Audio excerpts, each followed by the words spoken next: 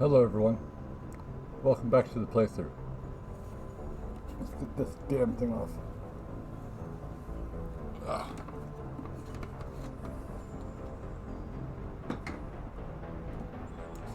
there. I figured today do something special. It's been a while since I recorded a video. I've been working real hard on getting my setup here set up. So I even moved the PC over here and the camera. So now you guys see me while I'm looking at the screen. Instead of me doing this, and this.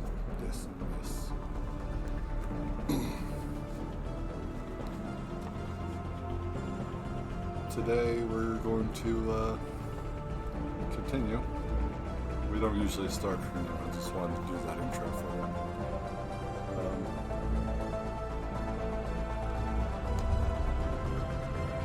Resuming Theodore, but sort of. I had a long day at work. It was very taxing. Sorry.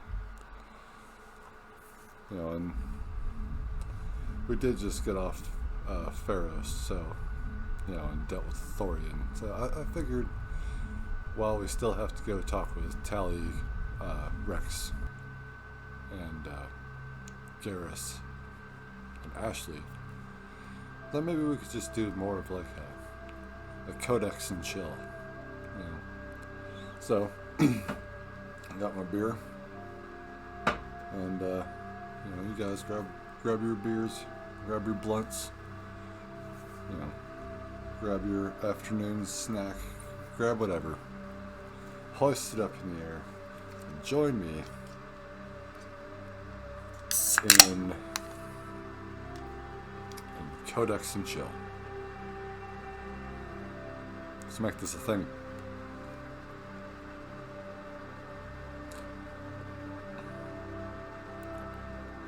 As many of you are aware, I have some videos out there of me reading the Mass Effect Revelation book alongside of this playthrough. My God, not getting used to that. Here we are, Theodore. Getting all up in there. What are you looking at? You looking at my teeth, Theodore? I am probably taller than him. He's just gonna hang out here as I speak. But yeah, we're gonna codex and chill, which means that we're gonna go through the codex as it stands right now. We're gonna go through the main codex, which is all gonna be read by forgot his name. Yeah, it'll be read,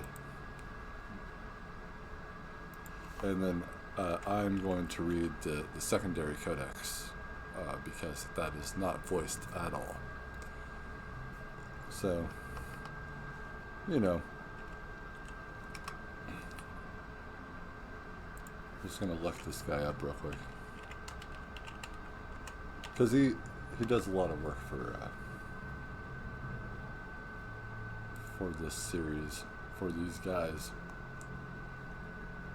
And he should have a name, so we're gonna give him his name today. Before we even hear him speak.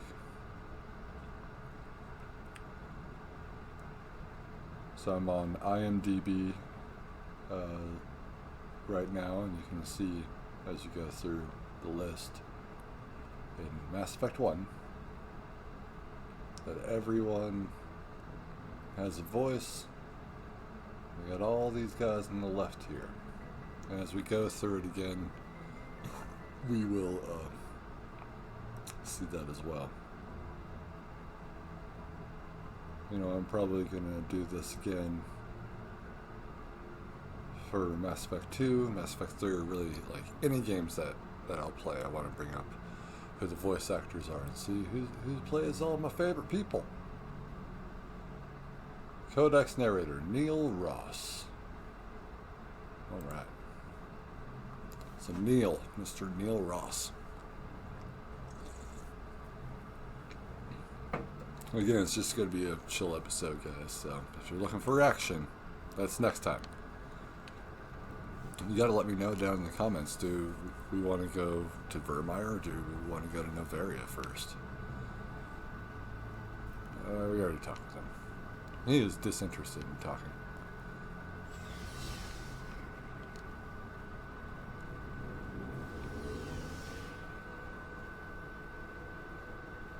I think it looks good.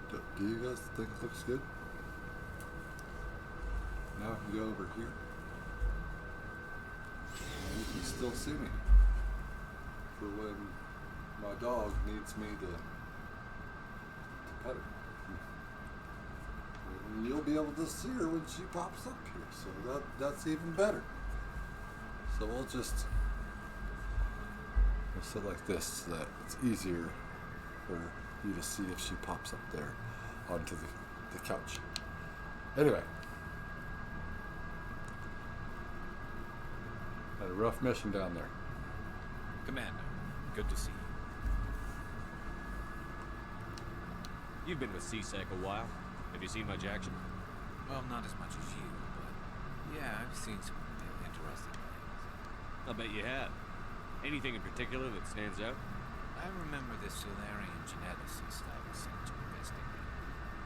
That case was a bit disturbing. What happened? Why were you investigating?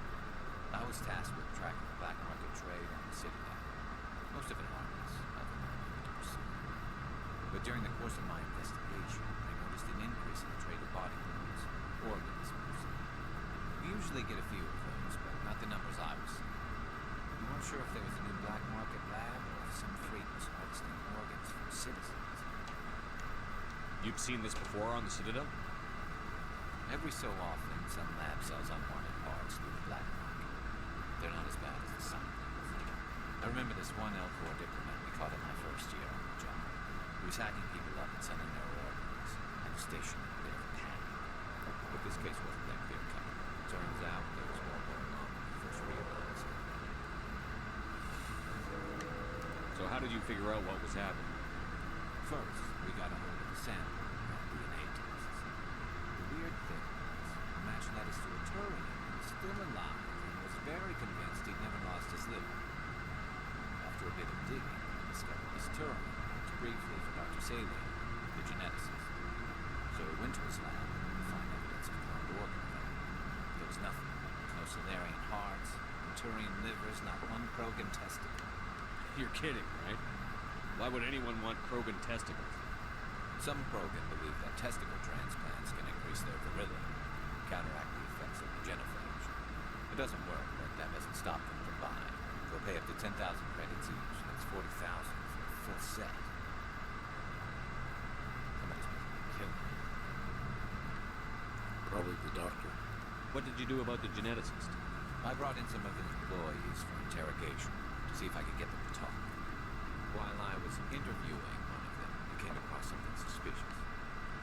You mean threatened? Was that really necessary? Maybe, maybe not. Either way, it paid off. One of my detainees started bleeding profusely during the interview. We offered to patch him up, and he got frantic, freaked out. I ordered a full exam to find out what was going on. Our medics found incisions all over his body, some of them fresh. That was a clue. These people weren't just Dr. Saley's employees. They were test tubes, walking, living test tubes.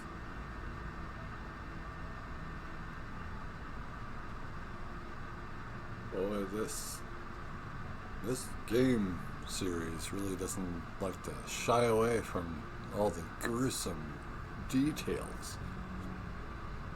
We'll never get to see that, but he just paints you a picture. He was growing parts inside these people? Hey, like China. He cloned their organs right inside their own bodies. Then he harvested them and sold them off. Most of the victims were poor. He'd pay them each a small percentage of the sales, but only if the organs were good.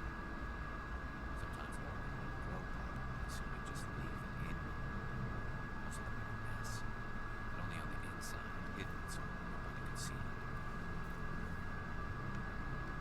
got what he deserved. That's the worst part. We never caught him. Why not? What the hell happened? He ran, blew his lab, grabbed some of his employees, and headed for the nearest space dock. By the time I found out, the ship was already leaving. He threatened to kill his hostages if we tried to stop him. But you went after him anyway, right? I ordered Citadel Defense to shoot him down, but CSEC headquarters countermanded my order. They were worried about the hostages, worried about civilian casualties if the ship was destroyed so close to the Citadel. I told them those hostages were dead anyway. Just use them to make more organs. They wouldn't listen. Well, it's not worth the risk. You pursue the vessel and disable it. That's the best choice. They sent the military after him, but he got away just the same. Yes, they did. I went to Palin and told him what I thought of him and his policies. He said if I didn't like it, I could quit. Well, I almost did. All they had to do was disable that ship, stop him from running. Maybe the hostages die, maybe they don't, but at least we stopped the bastard responsible for it all.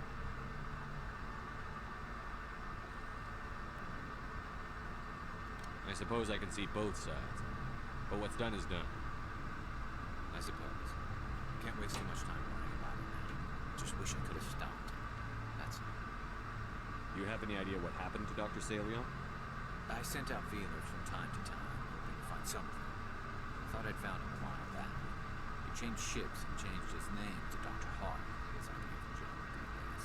I told the military, but they weren't convinced it was him. I got the transponder frequency for his new ship, but I just can't get anyone to check it out. I'll check out the coordinates when I get a chance. I was hoping you'd say that. But Commander, take me with you when you go. If it's Salion, I want to be there when you find him. Interesting. The one who got away.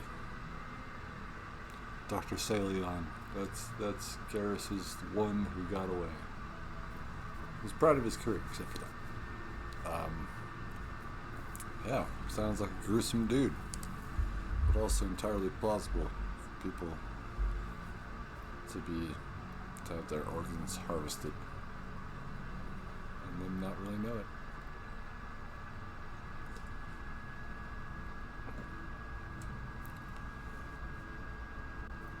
So wherever you are, be careful.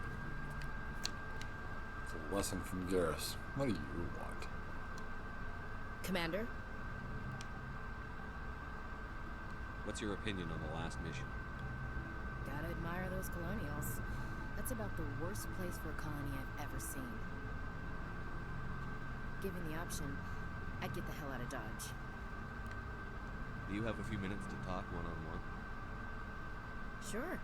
I was just watching some mail from home. Oh, before I go, we saw Caden in a news vid about the Normandy. He's cute. Later, sis.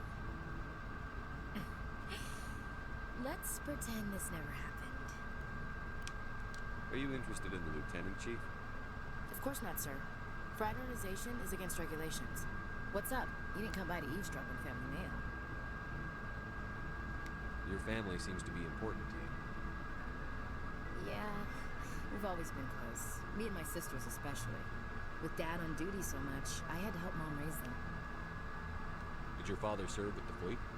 Yeah, took any crap posting he could get that offered space time. You know what?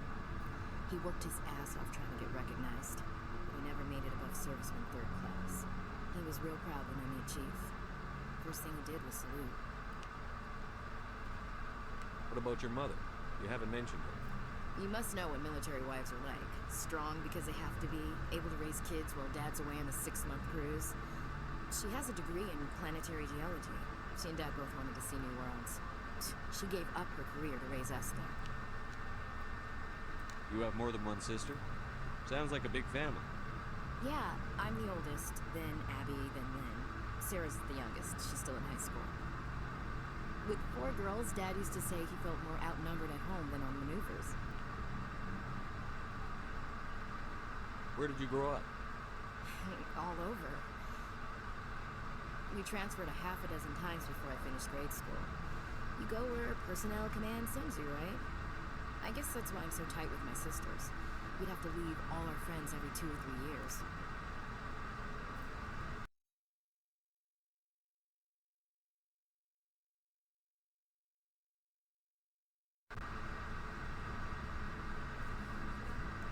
She doesn't know, right? We lost them all.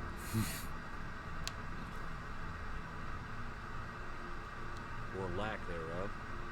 Relax, Williams. I've dealt with it. Asked me to clear a bunker of armed hostiles? No problem. Dealing with the foot in my mouth? Not so good with that. Things were tense between Sarah and me for a while. Then we bonded. Sounds like a story. Feel like sharing? Sarah got herself a boyfriend who wanted to go faster than she did. Mike. I didn't think he was a bad kid, just pushy. Lynn would send me these worried vid mails, and I'd tell her to relax. Damn it, Mike.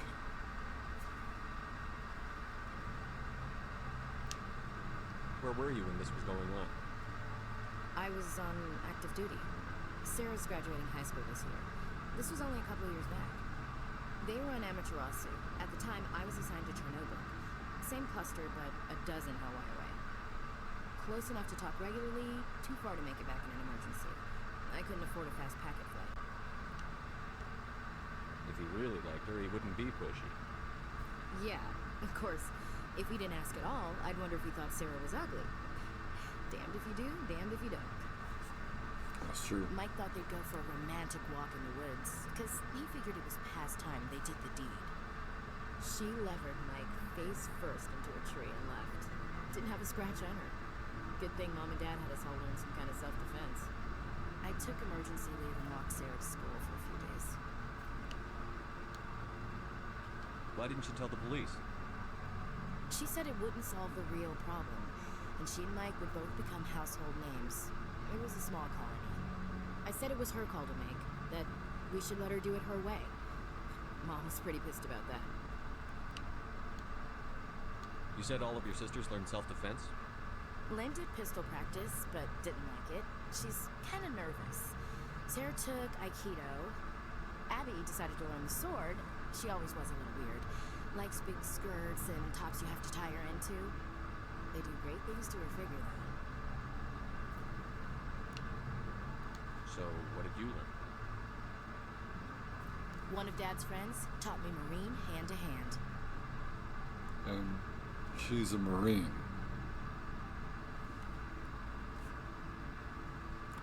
Oh, I guess he would have taught her before. Okay. You traveled all the way home to walk your sister to school. It was only a dozen light years, like a day's cruise. It's not like I was going to Earth or something. My last day out, Mike was waiting for us. Sarah had told her friends, so everyone at school knew what he did. He wasn't happy. I wanted to snap him in half, but Sarah gave me this look, this let me handle it, I need to do this alone look. She kept her cool, God bless her, as he screamed in her face. She just let him vent. Then he tried to punch her. I swear, she just flowed around him. Next thing I knew, he's face down on the sidewalk, and there's blood everywhere. That sounds like Aikido. That's unbelievable. Sarah must be as good as you. Better. I'm more or less a straight-up puncher. When he swung, she wasn't there anymore, and he fell. She helped him stop the bleeding and had me call an ambulance. She told the paramedics he fell. Before they took him to the hospital, Mike touched Sarah's arm. I thought he was going to end up on the ground again. But he hung his head, whispered, "I'm sorry," and started crying. And she hugged him. The Williams women are a decisive bunch, Commander. We do things when we're ready. Not before, not after. Your sister's something else. But you didn't mention your father at all. Was he on deployment? Dad always wanted to serve in space, but he wanted us to have real ground under our feet. He'd say, space is beautiful, but you can't raise a family there. I cannot rest from travel. I will drink life to the lees. All times I've enjoyed greatly, have suffered greatly, both with those that love me and alone. For always roaming with a hungry heart, much have I seen and known, cities of men and manners, climates, councils, governments. Finish it.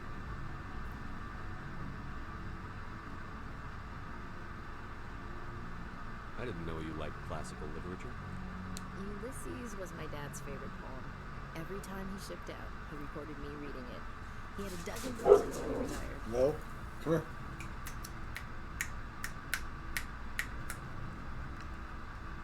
Does he still like it? Neil? I sure hope so. I read it to his grave every time I go home. Dad passed on a few years back. He's probably still watching though.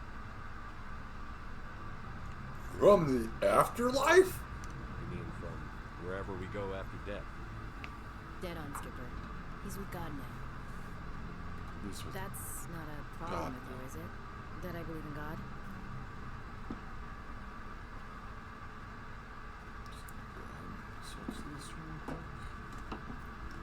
Because, you know, my answer to that is going to be,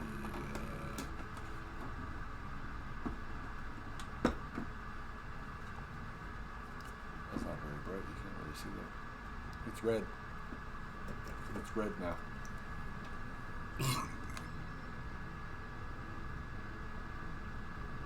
Your beliefs are your business. I'm your commanding officer, not your moral compass. I appreciate that, Skipper. I should get back to my duties. Didn't mean to take up so much of your time. Dismissed, Chief. Sir. Sir. I don't like your tone. You there. So, we've got Saren on the run. God, motherfucker. It won't be long now. Saren's good, but I'm better. Good.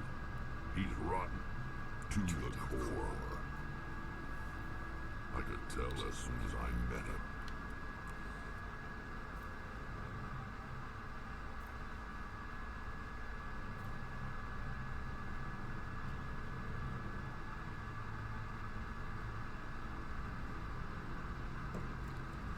We've already done this. I don't really care, Rex.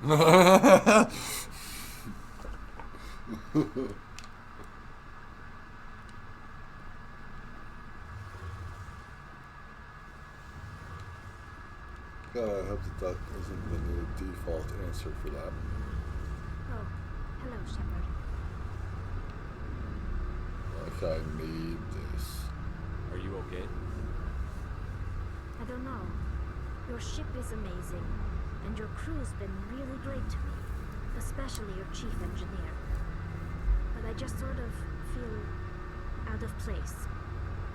The Normandy runs so smooth it feels like we're not even moving, and the engines are so quiet. How do you sleep at night? The silence wakes you up? Back on the flotilla, the last thing you want to hear is silence. It means an engine's died or an air filter shut down. I guess you don't have to worry about that here. But old habits die hard. But it's more than just the silence. This ship feels so empty. It's like half the crew is missing.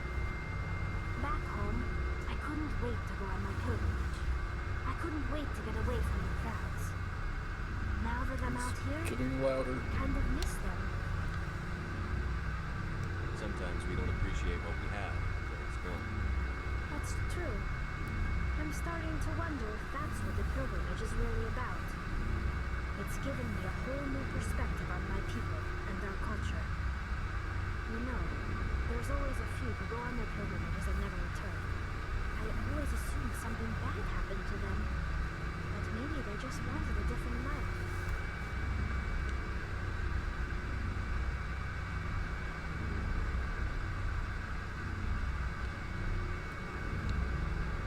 You do plan to return to the migrant fleet, right? I could never abandon my people, Shepard. I will go back eventually. But we have to stop Saren first. Otherwise, I might not have a home to go back to. I should go. See you later. Drink.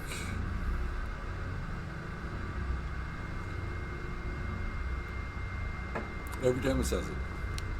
Every time.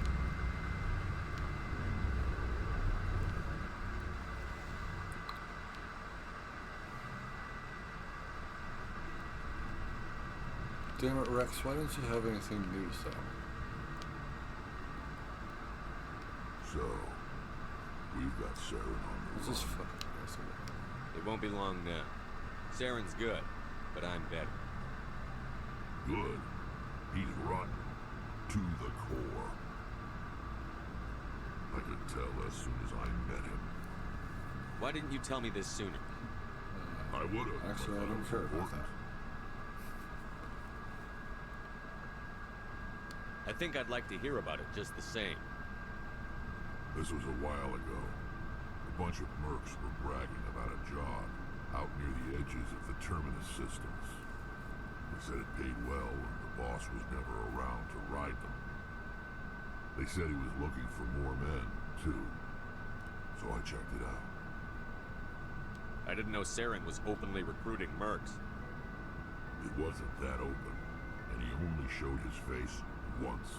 We'd been raiding ships in the area for months when we took out this massive cargo freighter. Our biggest haul yet. I was on board checking bodies for valuables, looking for some extra credits. That's when I saw him.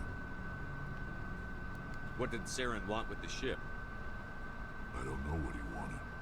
He was just moving through the ship, watching. A couple of the mercs called him by name, but he never spoke to them. Never spoke to anyone. I had a really bad feeling about him, so I got the hell out. Didn't even wait to get paid. That's the only time you saw him? Yeah. Didn't even know who he was. Still wouldn't if I hadn't joined up with you. But my instincts were right. Every other merc on that mission turned up dead within a week. Every damn one. So long, Rex. Shepard.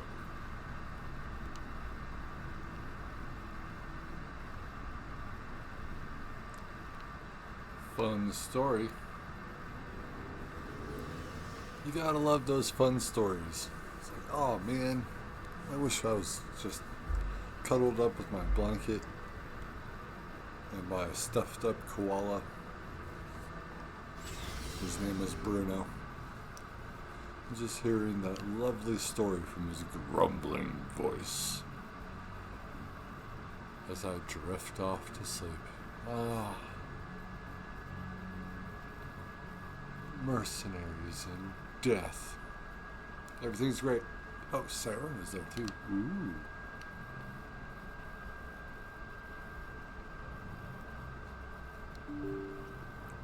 So, sorry, I'm like looking up here. It's like my TV almost like on the ceiling, so it's a little tough.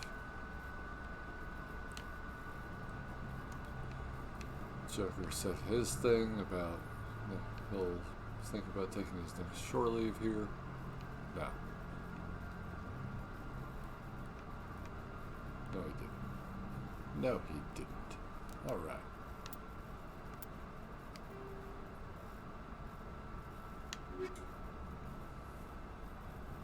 We'll see how many of these we get through. But we are going to start with... it does make sense to do the three most politically important species in the galaxy. The Asari were the first species to discover the Citadel. When the Solarians arrived, it was the Asari who proposed the establishment of the Citadel Council to maintain peace throughout the galaxy. Since then, the Asari have served as the mediators and centrists of the Council. An all-female race, the Asari reproduce through a form of parthenogenesis. They can attune their nervous system to that of another individual of any gender and of any species to reproduce. This capability has led to the unseemly and inaccurate rumors about Asari promiscuity. Asari can live for over 1,000 years, passing through 3 stages of life. In the maiden stage, they wander restlessly, seeking new knowledge and experience. When the matron stage begins, they meld with interesting partners to produce their offspring. This ends when they reach the matriarch stage, where they assume the roles of leaders and counselors.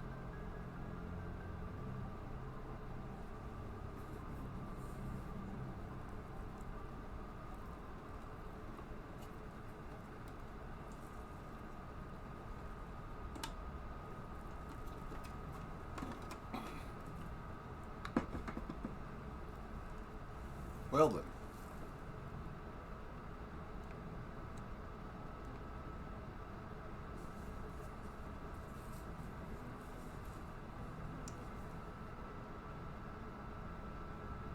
I don't know if they even read this. Asari can live for over 1,000 years, passing through 3 stages of life. Honestly, I wasn't paying attention. I had my helmet on. The second species to join the Citadel, the Solarians, are warm-blooded amphibians with a hyperactive metabolism. Solarians think fast, talk fast, and move fast. To Solarians, other species seem sluggish and dull-witted. Unfortunately, their metabolic speed leaves them with a relatively short lifespan. Solarians over the age of 40 are a rarity. The Solarians were responsible for advancing the development of the primitive Krogan species to use as soldiers during the Rachni Wars. They were also behind the creation of the genophage bioweapon the Turians used to quell the Krogan rebellions several centuries later. Solarians are known for their observational capability and non-linear thinking. This manifests as an aptitude for research and espionage. They are constantly experimenting and inventing, and it is generally accepted that they always know more than they are letting on.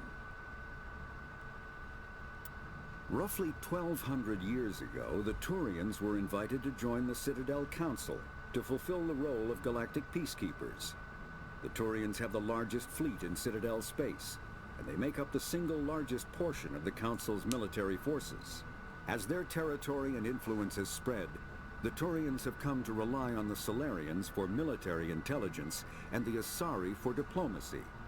Despite a somewhat colonial attitude towards the rest of the galaxy, the ruling hierarchy understands they would lose more than they would gain if the other 2 races were ever removed.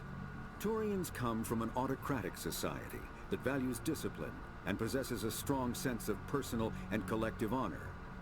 There is lingering animosity between Turians and humans over the First Contact War of 2157, which is known as the Relay 314 incident to the Turians. Officially, however, the 2 species are allies, and they enjoy civil, if cool, diplomatic relations.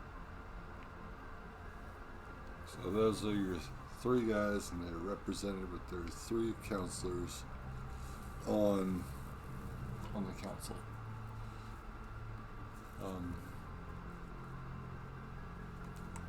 It's just great. Don't you wish we were on the council? That's what I like about this game. So you're not in power. Humanity is not.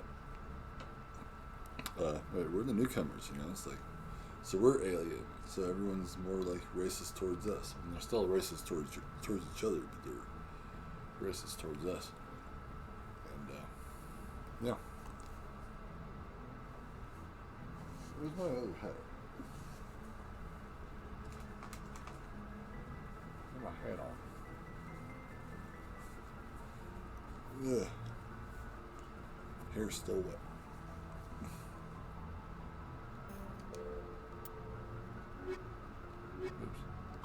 50,000 years ago, the Protheans were the only spacefaring species in the galaxy. They vanished in a swift galactic extinction. Only the legacy of their empire remains. They are believed to have built the mass relays and the Citadel, which have allowed numerous species to explore and expand throughout the galaxy. Prothean ruins are found on worlds across the galaxy. While surprisingly intact for their age, functioning examples of Prothean paleotechnology are rare. Time and generations of looters have picked their dead cities and derelict stations clean. Some believe the Protheans meddled in the evolution of younger races. The Hanar homeworld of Kajay, for example, shows clear evidence of former Prothean occupation. The presence of a former Prothean observation post on Mars has caused a rebirth of interventionary evolutionists among humans. These individuals believe the god myths of ancient civilizations are misremembered encounters with aliens. Well, I think so. Your ancient alien stuff, I mean, I've never actually watched the show, but oh my god, I haven't. 2022. I have my own theories, and they're based off of myths and legends from ancient times. So, like, you know, the Greeks had an imagination. Minotaurs and centaurs and, you know, a lady with snakes in her hair that turned people to stone. I mean, what about Atlantis? Alright.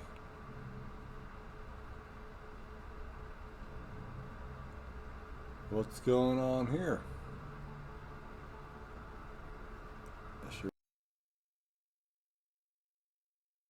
Sure. It's still fine, right? Okay. Quit freaking out. Don't freak out. But yeah, I mean, like Atlantis, and the murder people and all that. It's like, well, here's the thing. What if there was another species on this planet,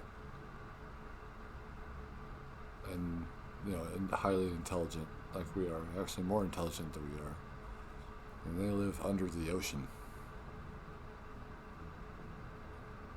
And what if the reason why the Dragon Triangle and the Bermuda Triangle have such distortion to them is that that's really like the entrances to the actual place or whatever, but it's underwater. It's weird to think about, I know. I got an imagination. I'm Greek. Let me have this. Anyway. In the early 2160s, the Alliance began aggressive colonization of worlds in the Scythian Verge, much to the dismay of the Batarians, who had been developing the region for several decades. In 2171, the Batarians petitioned the Council to declare the Verge a zone of Batarian interest. The Council refused, however, declaring unsettled worlds in the region open to human colonization.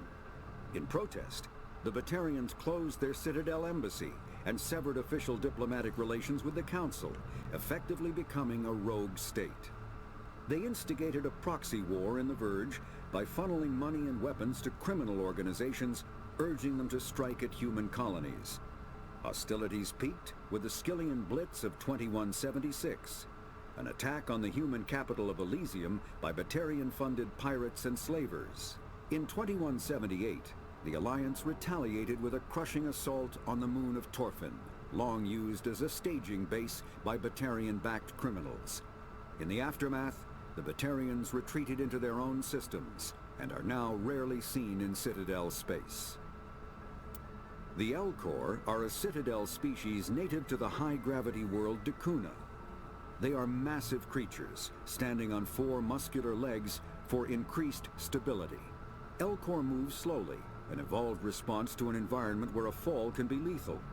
This has colored their psychology, making them deliberate and conservative. Elcor speech is ponderous and monotone. Among themselves, scent, slight movements, and sub-vocalized infrasound convey shades of meaning that make a human smile seem as subtle as a fireworks display. Since their subtlety can lead to misunderstandings with other species, the Elcor often go out of their way to clarify when they are being sarcastic, amused, or angry. Dakuna's high gravity impedes mountain formation. Most of the world consists of flat, open plains, which prehistoric Elcor wandered across in small family bands. Modern Elcor still prefer open sky, and can become restless and uncomfortable on long starship journeys.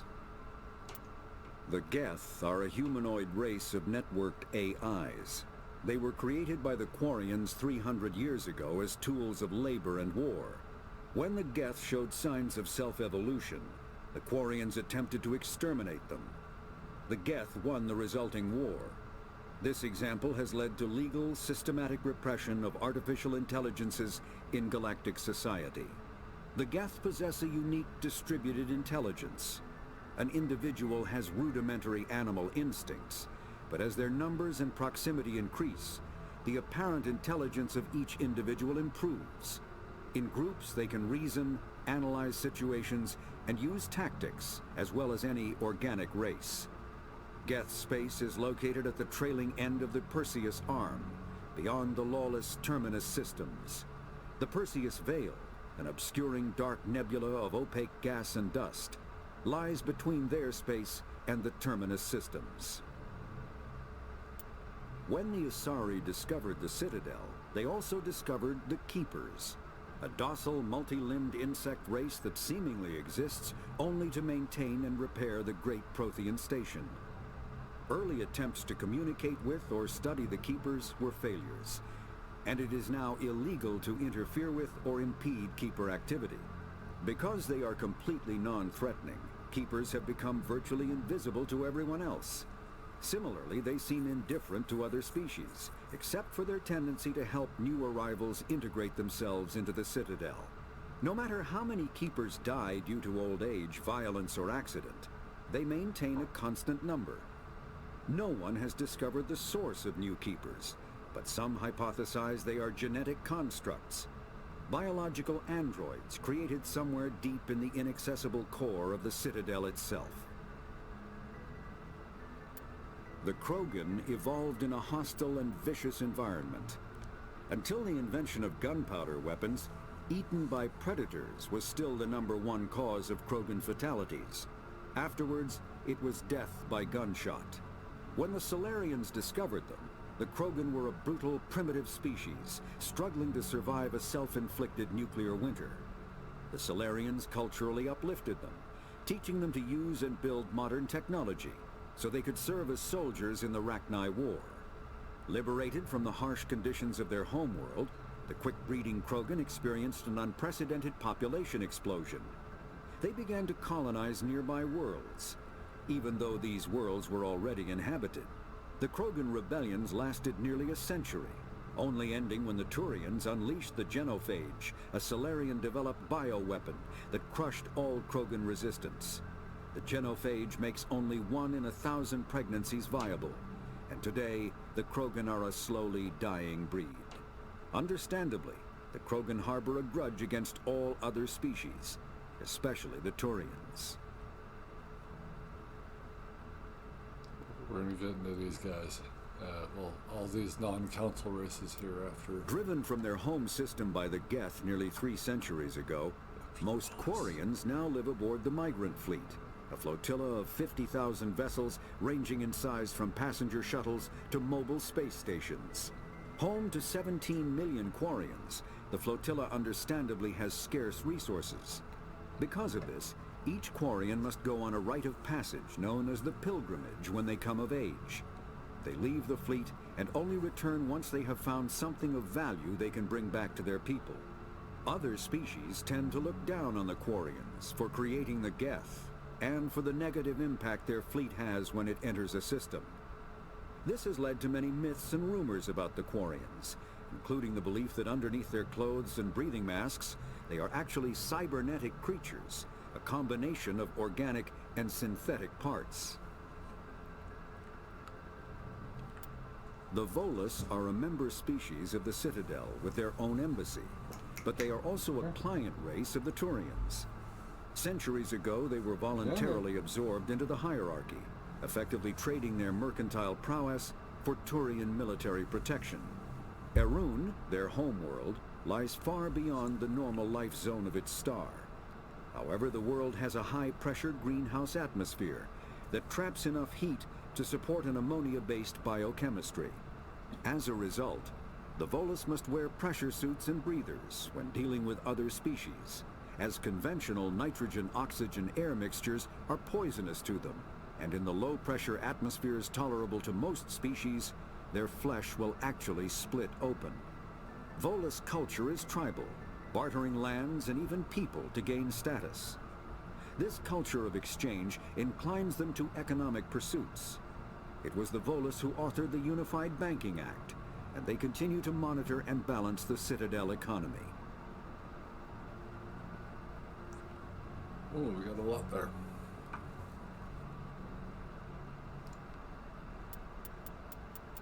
Libertarians, Elcor, Geth, Keepers, Krogan, Quarians, the and Volus are a member species of...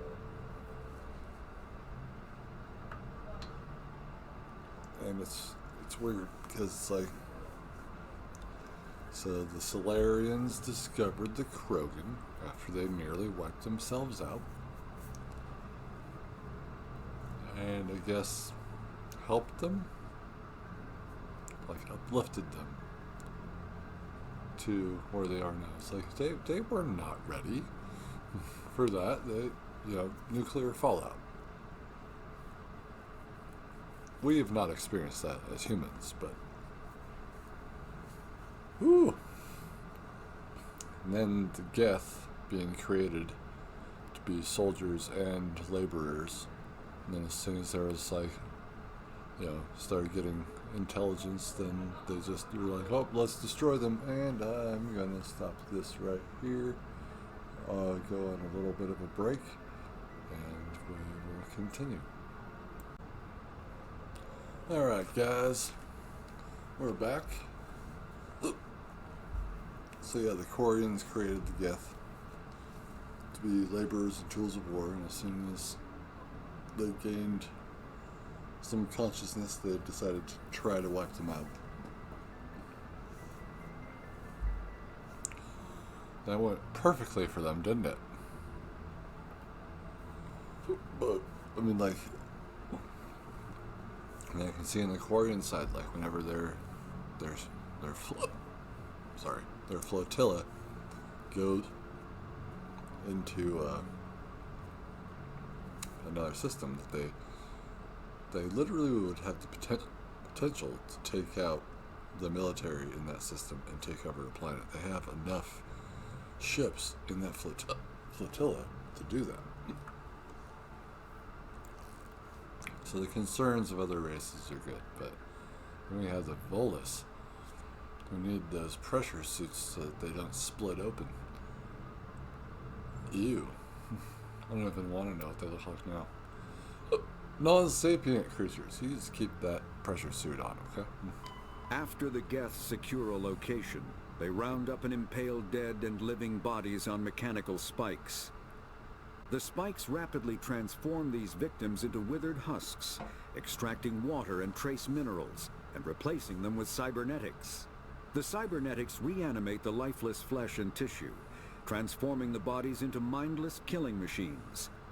Some Alliance soldiers refer to the husk-generating spikes as dragon's teeth, a reference to the mythological berserkers who sprang up from the earth wherever the teeth of the dragon Eris were planted. Dragon's teeth and husks bear little resemblance to other pieces of Geth technology. No one is sure why a synthetic race would bother to drain the minuscule amount of recoverable resources from organic corpses, though the value of reusing them as shock troops is obvious. Shock and awe. Thresher maws are subterranean carnivores that spend their entire lives eating, or searching for something to eat. Threshers reproduce via spores that can lie dormant for millennia, yet are robust enough to survive prolonged periods in deep space and atmospheric re-entry. As a result, thresher spores appear on many worlds, spread by previous generations of space travelers. The body of a thresher never entirely leaves the ground. Only the head and tentacles erupt from the earth to attack. In addition to physical attacks, threshers have the ability to project toxic chemicals and emit bursts of infrasound as a shockwave weapon. The Alliance first encountered threshers on the colony of Akuz in 2177. After contact was lost with the Pioneer team, Marine units were deployed to investigate. The shore parties were set upon by hungry threshers, and nearly the entire assault force was killed. Alliance forces recommend engaging threshers with vehicle-mounted heavy weapons. Varan are omnivores with a preference for living prey.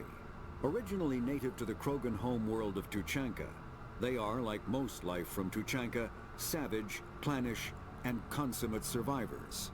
They are pack hunters when vulnerable prey is readily available, and become scavengers when outnumbered or outclassed. Their supreme adaptability, vicious demeanor, and rapid breeding cycle have made them ubiquitous and dangerous pests on many worlds. Virtually everywhere the Krogan have been, Varan infestations have followed, wreaking havoc with the native ecology. The Krogan have had a love-hate relationship with Varan for millennia, alternately fighting them for territory and embracing them as treasured companions. To this day, Krogan raise them as beasts of war. One of the common subgenus of Varan has metallic silver scales, leading to the rather unusual nickname fish dogs. Fish dogs. Andromeda, are you a fish dog? Come here. Are you a fish dog? Interesting. See, with the way that Mr. Ross here has pronounced Tuchanka, yeah, it brings me back to, I've actually heard the audiobooks, and because I was like, oh, if you don't have time to read the book, like I'm reading the book to you guys, you know, and flip through pages because you're too busy, you gotta work all the time, then you should check out audiobooks. And I'm just like, okay, so I explained that to people who haven't read the books, and they went ahead and read it. And he pronounces some names weird, and the first one is coming up in the next episode. So stay tuned for that when I say her name right. But yeah, Tuchanka and Tuchanka. It's Tuchanka. Just so that you guys know, he's saying it wrong. So that's why I don't really like him to read all this. Anyway, he does a good job for most of it, but some names, no, he does his own take. The Citadel is an ancient deep space station, presumably constructed by the Protheans. Since the Prothean extinction, numerous species have come to call the Citadel home. It serves as the political, cultural, and financial capital of the galactic community. To represent their interests, most species maintain embassies on the Presidium, the Citadel's inner ring. The Citadel Tower in the center of the Presidium holds the Citadel Council chambers. Council affairs often have far-reaching effects on the rest of the galactic community. 5 arms, known as the wards, extend from the Presidium. Their inner surfaces have been built into cities, populated by millions of inhabitants from across the galaxy. The Citadel is virtually indestructible.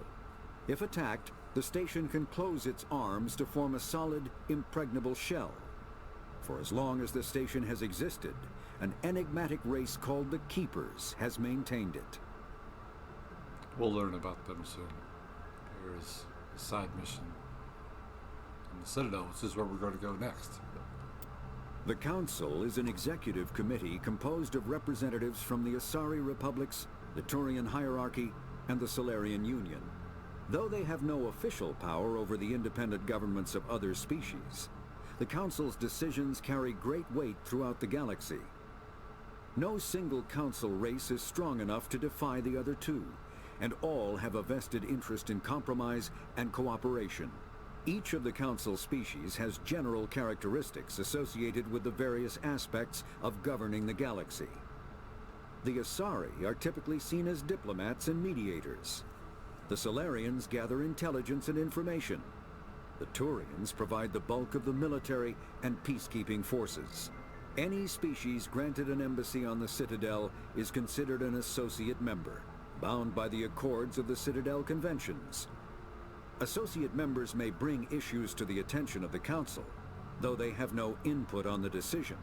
The Human Systems Alliance became an associate member of the Citadel in 2165. Citadel space is an unofficial term referring to any region of space controlled by a species that acknowledges the authority of the Citadel Council. At first glance, it appears this territory encompasses most of the galaxy. In reality, however, less than 1% of the stars have been explored. Even Mass Effect FTL drive is slow relative to the volume of the galaxy. Empty space and systems without suitable drive discharge sites are barriers to exploration. Only the mass relays allow ships to jump hundreds of light years in an instant, the key to expanding across an otherwise impassable galaxy. Whenever a new relay is out, from that hub, FTL drive is used to expand to nearby star clusters. The result is a number of densely developed clusters, thinly spread across the vast expanse of space, connected by the mass relay network. Ooh. But I feel like eventually they're going to surpass that technology. Spectres are agents from the Office of Special Tactics and Reconnaissance, and answer only to the Citadel Council. They are elite military operatives, granted the authority to deal with threats to peace and stability in whatever way they deem necessary. They operate independently or in groups of 2 or 3. Some are empathetic peacekeepers, resolving disputes through diplomacy. Others are cold-blooded assassins, ruthlessly dispatching problem individuals. All get the job done one way or another, often operating outside the bounds of galactic law. The Spectres were founded after the Solarians joined the Council. For many years they operated in secrecy as backroom problem solvers.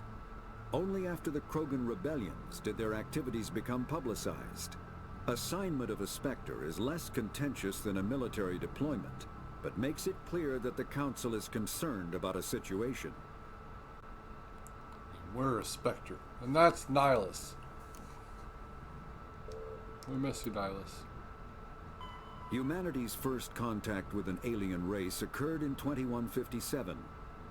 At that time, the Alliance allowed survey fleets to activate any dormant mass relays discovered, a practice considered dangerous and irresponsible by Council-aligned races.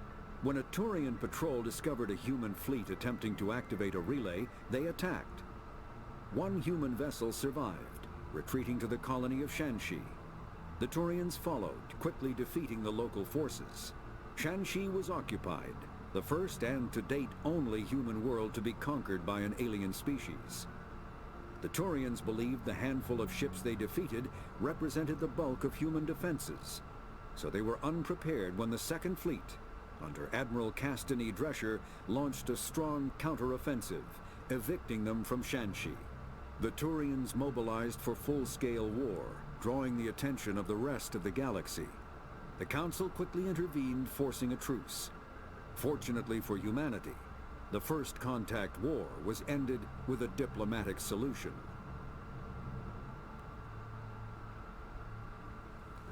So, when we start reading the comics, there is a comic that takes place during the First Contact War. It's very interesting. Humanity is still just as racist when they encounter a new species, so it is an interesting take, I should say. You'll see. Right now I'm trying to figure out how I'm going to read the comics and show you guys the pages, because that's how comics work. There's illustrations, and it's beautiful. And the book's over there. I don't know if I should just hold the camera over it and do like a pass by as I'm, and then do a different one where I'm just reading it. Or to read it and show you, read it and show you, or I don't know how to do it. I don't really feel like copying all the stuff is going to help. I feel like Dark Horse might get very upset about that. Andromeda, come here. Come here.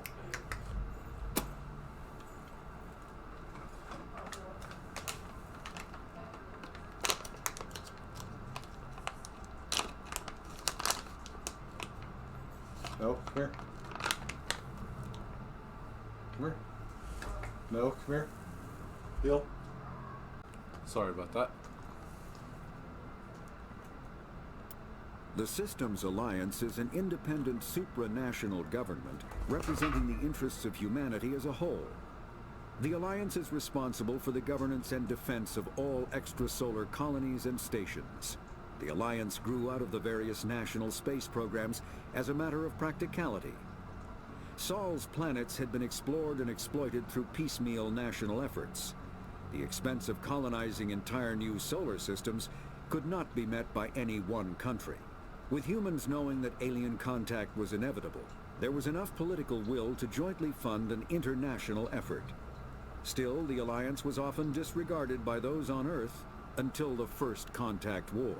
While the national governments dithered and bickered over who should lead the effort to liberate Shanxi, the Alliance fleet struck decisively. Post-war public approval gave the Alliance the credibility to establish its own parliament and become the galactic face of humanity.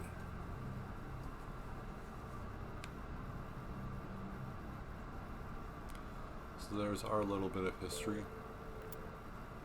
Pharos is a habitable world in the Attican Beta Cluster. We were just there. Two-thirds of the habitable surface is covered with the ruins of a crumbling Prothean megatropolis. In the millennia since the Prothean extinction, the ruins have been repeatedly picked over by looters many times. Pharos was considered a poor prospect for colonization, as little open ground remains for agriculture. The only sizable freshwater sources are the poles, which are tapped by the decaying Prothean aqueduct systems. The dead cities, while in good condition considering their antiquity, are of uncertain stability.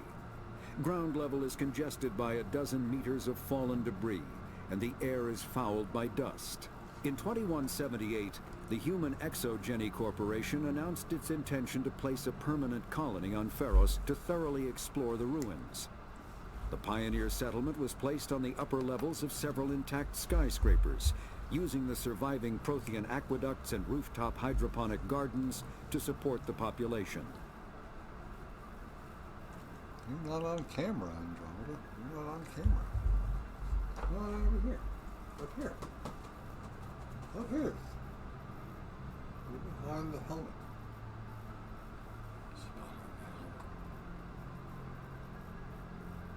What's this?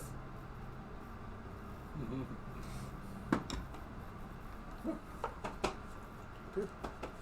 Nope. All right. Vermeer is a lush world located on the frontier of the Attican Traverse. Its vast seas and orbital position on the inner life zone have created a wide equatorial band of humid, tropical terrain. Only the political instability of the region has impeded efforts at colonization. Many times the Citadel has opened negotiations to settle Vermeer with various criminal gangs and petty dictatorships in the nearby terminus systems. All fell apart due to internal power shifts within the opposing parties. The Citadel has written off the colonization of Vermeer as impossible without significant political change. The terminus powers themselves are unlikely to ever settle Vermeer. Most lack the resources to support settlement of a virgin world, finding it more expedient to steal from their neighbors than build for themselves. The terminus systems are located on the far side of the Attican Traverse, beyond the space administered by the Citadel Council or claimed by the Human Systems Alliance. Right here. It is populated by a loose affiliation of minor species, united only in their refusal to acknowledge the political authority of the Council or adhere to the Citadel conventions. Their independence comes at a price. The terminus is fraught with conflict. War among the various species is common, as governments and dictators constantly rise and fall. The region is a haven for illegal activities, particularly piracy and the slave trade. At least once a year, a fleet from the terminus invades the nearby Attican Traverse. These attacks are typically small raids against poorly defended colonies. The Council rarely retaliates, as sending patrols into the terminus systems could unify the disparate species against their common foe, triggering a long and costly war. There are between 2 and 400 billion stars in the galaxy, and less than 1% of them have ever been visited or had their systems properly surveyed. Humanity's early expansion into the Attican Traverse was haphazard, a desperate race to claim habitable planets where populations can be economically settled. Ignored in the wake of this land grab were thousands of less hospitable worlds, each potentially rich with industrial resources. The wealth of entire solar systems lies untapped, waiting for corporate survey teams or independent pioneers to discover and exploit them. However, this is not an easy task. In addition to the environmental hazards, The fact that uncharted worlds are largely ignored makes them popular bases for criminals, revolutionaries, cults, and others who wish to remain unnoticed by galactic society.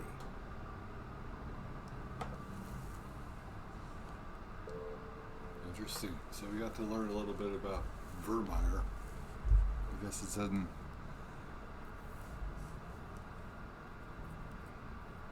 the Traverse.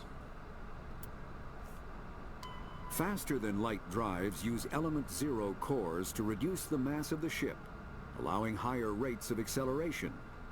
This effectively raises the speed of light within the mass effect field, allowing high-speed travel with negligible relativistic time dilation effects.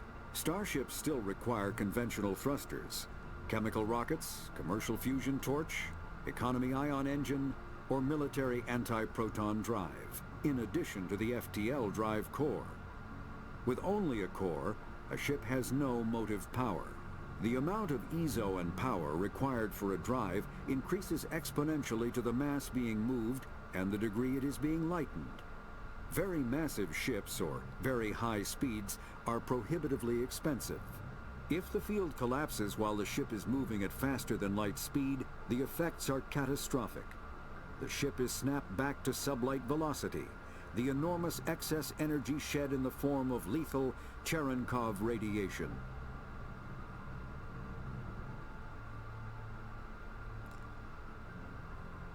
Space travel's dangerous?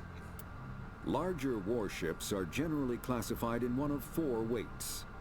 Frigates are small, fast ships used for scouting and screening of larger vessels. Frigates often operate in wolf-pack flotillas. Cruisers are middleweight combatants, faster than dreadnoughts and more heavily armed than frigates. Cruisers are the standard patrol unit and often lead frigate flotillas.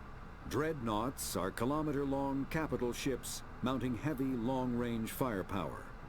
They are only deployed for the most vital missions. Carriers are dreadnought-sized vessels that also carry large numbers of fighters. Smaller vessels are almost exclusively used in a support role to the warships during combat. Fighters are one-man craft used to perform close-range attacks on enemy ships. Interceptors are one-man craft optimized for destroying opposing fighters. The Normandy is a prototype starship developed by the Human Systems Alliance with the assistance of the Citadel Council. It is optimized for scouting and reconnaissance missions in unstable regions, using state-of-generated through standard operations, is easily detectable against the absolute zero background of space. The Normandy, however, is able to temporarily sink this heat within the hull. Combined with refrigeration of the exterior hull, the ship can travel undetected for hours, or drift passively for days of covert observation. This is not without risk. The stored heat must eventually be radiated, or it will build to levels capable of cooking the crew alive. Another component of the stealth system is the Normandy's revolutionary Tantalus drive, a Mass Effect core twice the standard size. The Tantalus drive generates mass concentrations that the Normandy falls into, allowing it to move without the use of heat-emitting thrusters. Sovereign is the flagship of the rogue Spectre's Saren. An enormous dreadnought larger than any other ship in any known fleet, it is crewed with both Geth and Krogan. At 2 kilometers long, its spinal-mounted main gun is likely capable of penetrating another dreadnought's kinetic barriers with a single shot. How Saren acquired this incredible warship is unknown. The prevailing opinion is that Sovereign is a Geth construct, while others believe it is a Prothean relic. Its design, however, hints at a more alien and mysterious origin. The attack on Eden Prime demonstrated Sovereign's ability to generate mass effect fields powerful enough to land on a planetary surface. This implies it has a massive Element Zero core and the ability to generate staggering amounts of power.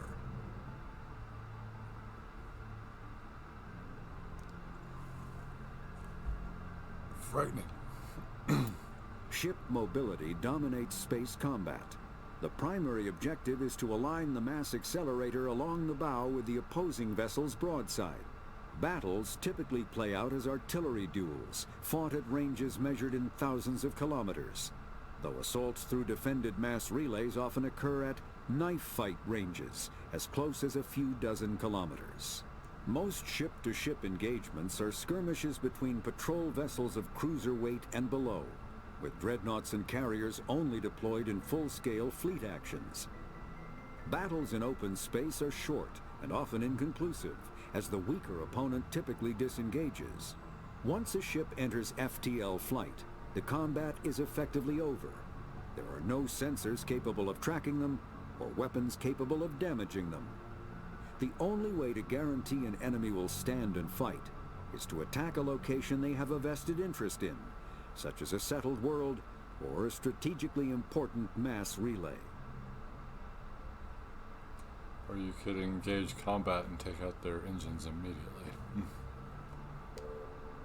You ain't going nowhere. Biotics is the ability of rare individuals to manipulate dark energy and create mass effect fields through the use of electrical impulses from the brain.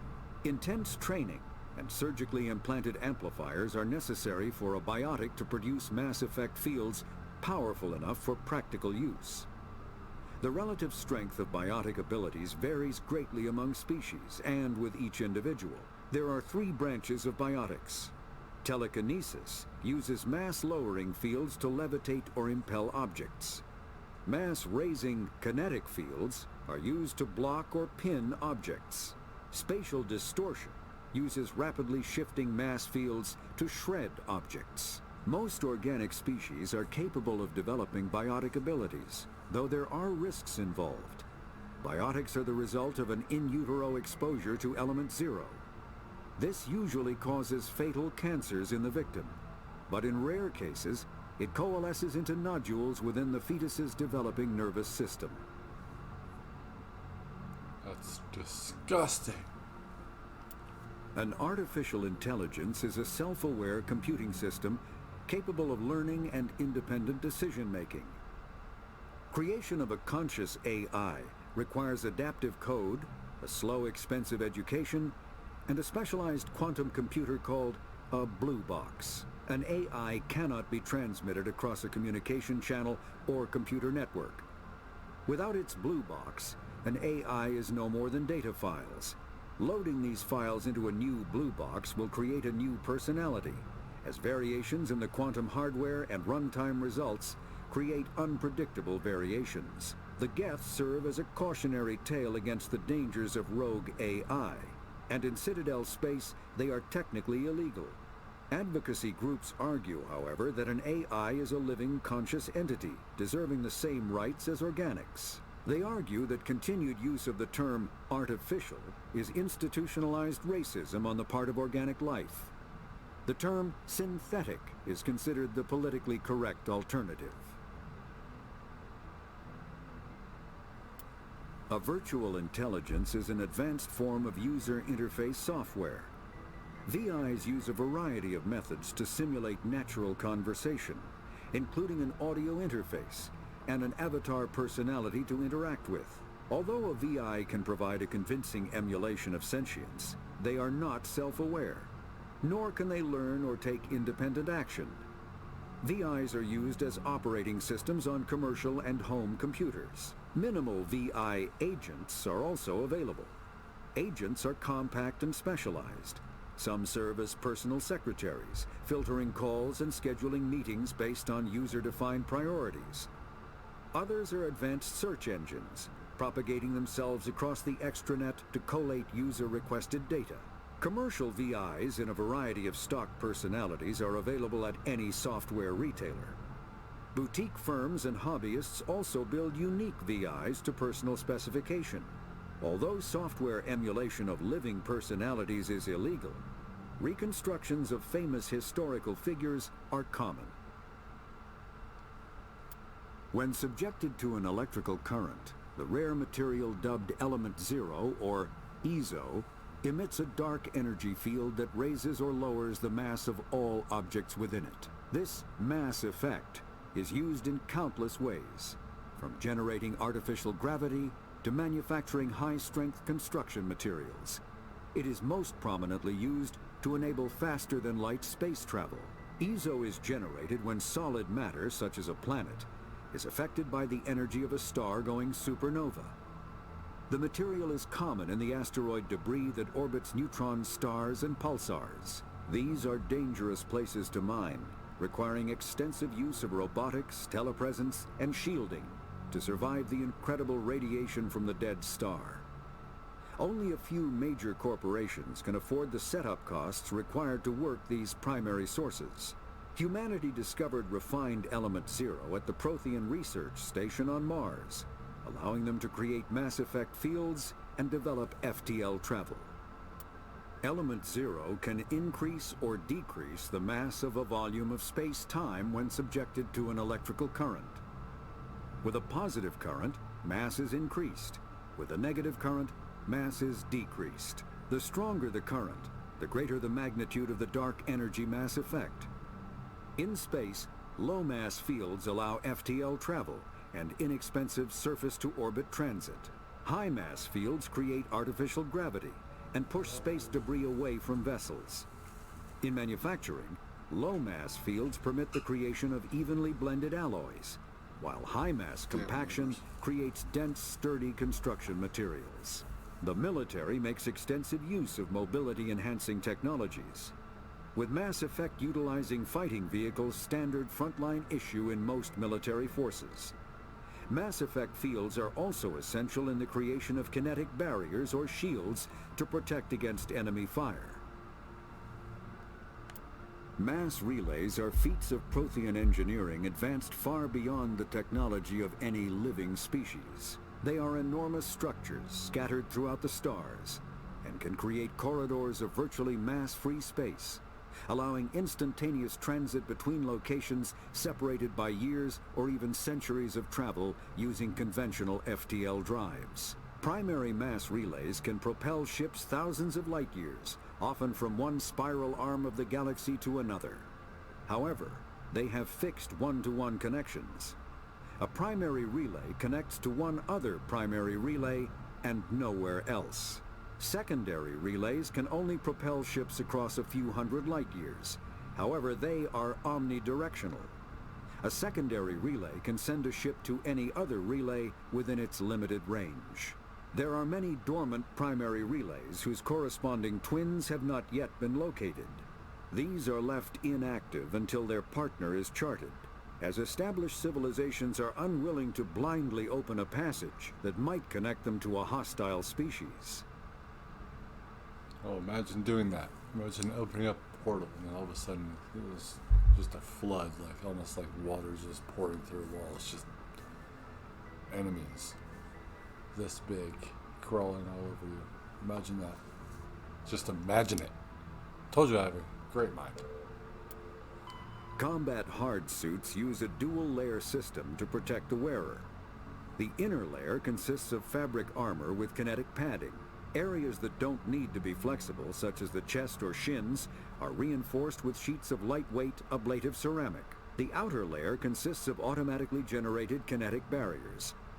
Objects traveling above a certain speed will trigger the barrier's reflex system and be deflected, provided there is enough energy left in the shield's power cell. Armored hard suits are sealable to protect the wearer from extremes of temperature and atmosphere. Standard equipment includes an onboard mini-frame and a communications, navigation, and sensing suite. The mini-frame is designed to accept and display data from a weapon's smart targeting system to make it easier to locate and eliminate enemies. Kinetic barriers, more commonly called shields, provide protection against most mass accelerator weapons. Whether on a starship or a soldier's suit of armor, the basic principle remains the same. Kinetic barriers are repulsive mass effect fields, projected from tiny emitters. These shields safely deflect small objects traveling at rapid velocities. This affords protection from bullets and other dangerous projectiles, but still allows the user to sit down without knocking away their chair. The shielding afforded by kinetic barriers does not protect against extremes of temperature, toxins, or radiation. A mass accelerator propels a solid metal slug using precisely controlled electromagnetic attraction and repulsion. The slug is designed to squash or shatter on impact, increasing the energy it transfers to the target. If this were not the case, it would simply punch a hole right through, doing minimal damage. Accelerator design was revolutionized by Element Zero. A slug lightened by a mass effect field can be accelerated to greater speeds, permitting projectile velocities that were previously unattainable. If accelerated to a high enough velocity, a simple paint chip can impact with the same destructive force as a nuclear weapon. However, mass accelerators produce recoil equal to their impact energy. This is mitigated somewhat by the mass effect fields that rounds are suspended within. But weapon recoil is still the prime limiting factor on slug velocity. Medigel is a common medicinal salve used by paramedics, EMTs, and military personnel. It combines several useful applications: a local anesthetic, disinfectant, and clotting agent all in one. Once applied, the gel is designed to grip tight to flesh until subjected to a frequency of ultrasound. It is sealable against liquids, most notably blood, as well as contaminants and gases. The gel is a genetically engineered bioplasm created by the CERTA Foundation, a medical technology megacorp based on Earth. Technically, Medigel violates council laws against genetic engineering, but to date, it has proved far too useful to ban. Okay, so this technology alone, this one right here, Medigel, this one makes me think that they're actually thinking about making this, because two guys who started up BioWare actually have medical degrees, and I think that some of the things that they talk about when it comes to medical things is that that they're really going into that. You know, so I'm thinking that since they gave up BioWare, that I think that's what they're working on. They're going to be working on Medigel. So keep that in mind. All modern infantry weapons, from pistols to assault rifles, use micro-scaled mass accelerator technology. Projectiles consist of tiny metal slugs suspended within a mass-reducing field, accelerated by magnetic force to speeds that inflict kinetic damage. The ammo magazine is a simple block of metal. The gun's internal computer calculates the mass needed to reach the target based on distance, gravity, and atmospheric pressure, then shears off an appropriate-sized slug from the block. A single block can supply thousands of rounds, making ammo a non-issue during any engagement. Top-line weapons also feature smart targeting that allows them to correct for weather and environment. Firing on a target in a howling gale feels the same as it does on a calm day at the practice range. Smart targeting does not mean a bullet will automatically find the mark every time the trigger is pulled. It only makes it easier for the marksman to aim. Alright guys, I think that's going to do it for today's episode. Thank you guys for joining me in this Codex and Chill. I do have a pizza on the way, so I'm going to have to end this pretty short.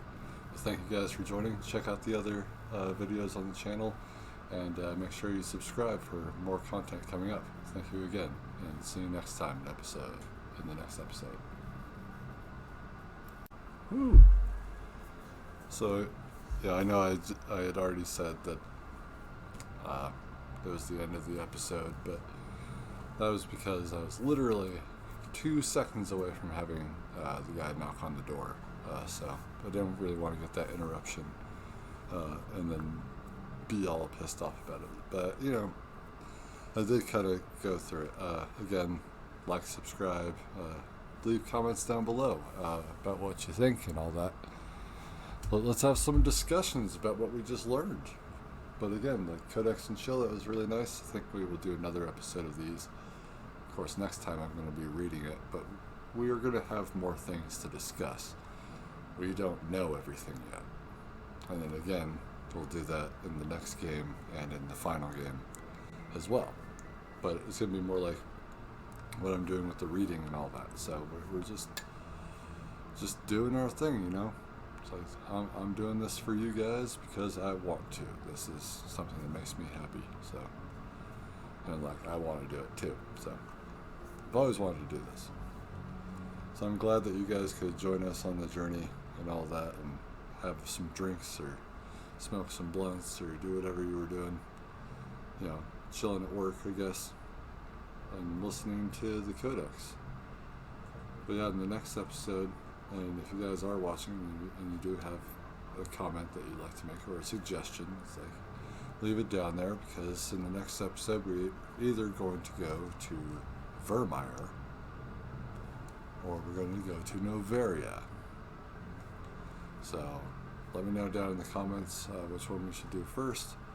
But we're not really going there in the next episode. We're going back to the Citadel, as I said. We're going to do a bunch of side missions, and we're going to complete the we had that new mission where Cerberus and another lab that we discovered while on Pharos. So we're going to go investigate that as well. So yeah, just join us here for the next episode. If you subscribe to me, I'll show up and you'll know when they show up. So stay tuned, guys, and have yourself a wonderful week.